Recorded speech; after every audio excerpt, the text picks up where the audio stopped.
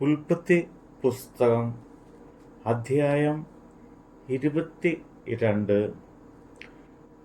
അതിൻ്റെ ശേഷം ദൈവം അബ്രഹാമിനെ പരീക്ഷിച്ചത് എങ്ങനെയെന്നാൽ, അബ്രഹാമേ എന്ന് വിളിച്ചതിന് ഞാനിതാ എന്ന് അവൻ പറഞ്ഞു.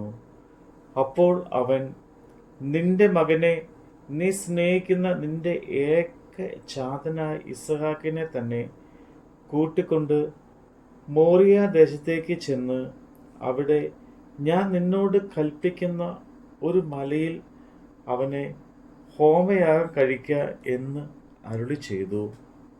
അബ്രഹാം അതികാലത്ത് എഴുന്നേറ്റ് കഴുതയ്ക്ക് കോപ്പിട്ട് കെട്ടി ബാല്യക്കാരിൽ 2 പേരെയും തൻ്റെ മകൻ ഇസഹാക്കിനെയും കൂട്ടി ഹോമയാഗത്തിന് വിറക് കീറി എടുത്തും കൊണ്ട് പുറപ്പെട്ടു. ദൈവം തന്നോട് കൽപ്പിച്ച സ്ഥലത്തേക്ക് പോയി. 3-ാം ദിവസം അബ്രഹാം നോക്കി ദൂരത്തു നിന്ന് ആ സ്ഥലം കണ്ടു. അബ്രഹാം ബാല്യക്കാരോട്, നിങ്ങൾ കഴുതയുമായി ഇവിടെ ഇരിപ്പിൻ, ഞാനും ബാലനും അവിടത്തോളം ചെന്ന് ആരാധന കഴിച്ച് മടങ്ങി വരാം എന്ന് പറഞ്ഞു. അബ്രഹാം ഹോമയാഗത്തിനുള്ള വിറക് എടുത്ത് തൻ്റെ മകനായ ഇസ്ഹാക്കിൻ്റെ ചുമലിൽ വെച്ചു. തീയും കത്തിയും താൻ എടുത്തു. ഇരുവരും ഒന്നിച്ച് നടന്നു. അപ്പോൾ ഇസ്ഹാക്ക് തൻ്റെ അപ്പനായ അബ്രഹാമിനോട് അപ്പ എന്ന് പറഞ്ഞതിന് അവൻ, എന്താകുന്നു മകനെ എന്ന് പറഞ്ഞു. തീയും വിറകുമുണ്ട്, എന്നാൽ ഹോമയാഗത്തിന് ആട്ടിൻകുട്ടി എവിടെ എന്ന് അവൻ ചോദിച്ചു. ദൈവം തനിക്ക് ഹോമയാഗത്തിന് ഒരു ആട്ടിൻകുട്ടിയെ നോക്കിക്കൊള്ളും മകനെ എന്ന് അബ്രഹാം പറഞ്ഞു. അങ്ങനെ അവർ ഇരുവരും ഒന്നിച്ച് നടന്നു.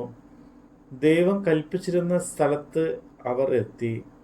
അബ്രഹാം ഒരു യാഗപീഠം പണിതു വിറക് അടുക്കി തൻ്റെ മകൻ ഇസ്ഹാക്കിനെ കെട്ടി യാഗപീഠത്തിന്മേൽ വിറകിന് മീതെ കിടത്തി. പിന്നെ അബ്രഹാം കൈനീട്ടി തൻ്റെ മകനെ അറുക്കേണ്ടതിന് കത്തി എടുത്തു. ഉടനെ യഹോവയുടെ ദൂതൻ ആകാശത്ത് നിന്ന് അബ്രഹാമേ, അബ്രഹാമേ എന്ന് വിളിച്ചു. ഞാൻ ഇതാ എന്ന് അവൻ പറഞ്ഞു. ബാലന്റെ മേൽ കൈ വെക്കരുത്, അവനോട് ഒന്നും ചെയ്യരുത്. നിന്റെ ഏകജാതനായ മകനെ തരുവാൻ നീ മടിക്കായ കൊണ്ട് നീ ദൈവത്തെ ഭയപ്പെടുന്നു എന്ന് ഞാൻ ഇപ്പോൾ അറിയുന്നു എന്ന് അവൻ അരുളി ചെയ്തു. അബ്രഹാം തല പൊക്കി നോക്കിയപ്പോൾ പിൻപുറത്ത് ഒരു ആട്ടുകൊറ്റൻ കൊമ്പ് കാട്ടിൽ പിടിപെട്ട് കിടക്കുന്നത് കണ്ടു. അബ്രഹാം ചെന്ന് ആട്ടുകൊറ്റനെ പിടിച്ച് തൻ്റെ മകന് പകരം ഹോമയാഗം കഴിച്ചു.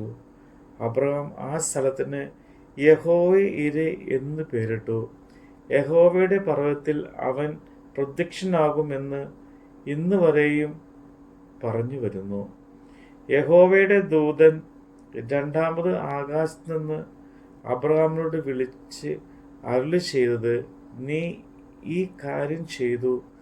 നിന്റെ ഏകജാതനായ മകനെ തരുവാൻ മടിക്കായ കൊണ്ട് ഞാൻ നിന്നെ ഐശ്വര്യമായി അനുഗ്രഹിക്കും. നിന്റെ സന്തതിയെ ആകാശത്തിലെ നക്ഷത്രങ്ങൾ പോലെയും കടൽക്കരയിലെ മണൽ പോലെയും അത്യന്തം വർദ്ധിപ്പിക്കും. നിന്റെ സന്തതി ശത്രുക്കളുടെ പട്ടണങ്ങളെ കൈവശമാക്കും. നീ എൻ്റെ വാക്ക് അനുസരിച്ചുകൊണ്ട് നിന്റെ സന്തതി മുഖാന്തരം ഭൂമിയിലുള്ള സകല ജാതികളും അനുഗ്രഹിക്കപ്പെടും എന്ന് ഞാൻ എന്നെ കൊണ്ട് തന്നെ സത്യം ചെയ്തിരിക്കുന്നു എന്ന് യഹോവ അരുളി ചെയ്യുന്നു. പിന്നെ അബ്രഹാം ബാല്യക്കാരുടെ അടുക്കൽ മടങ്ങി വന്നു.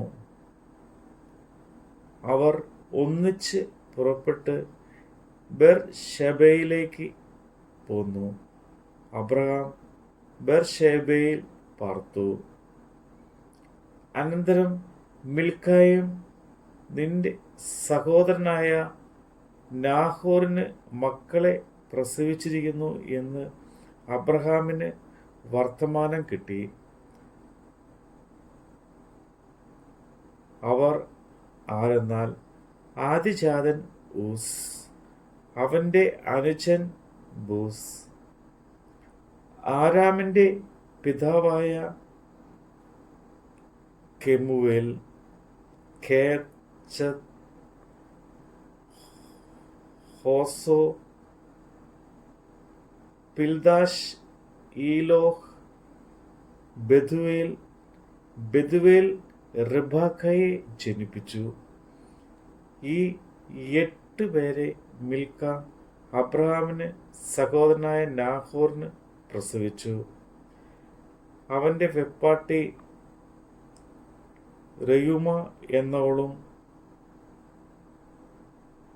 തേബഹ്, ഗഹാം, താഹശ്, മാഗ എന്നിവരെ പ്രസവിച്ചു. നമ്മുടെ കർത്താവിൻ്റെ വചനമാണ് നമ്മൾ കേട്ടത്.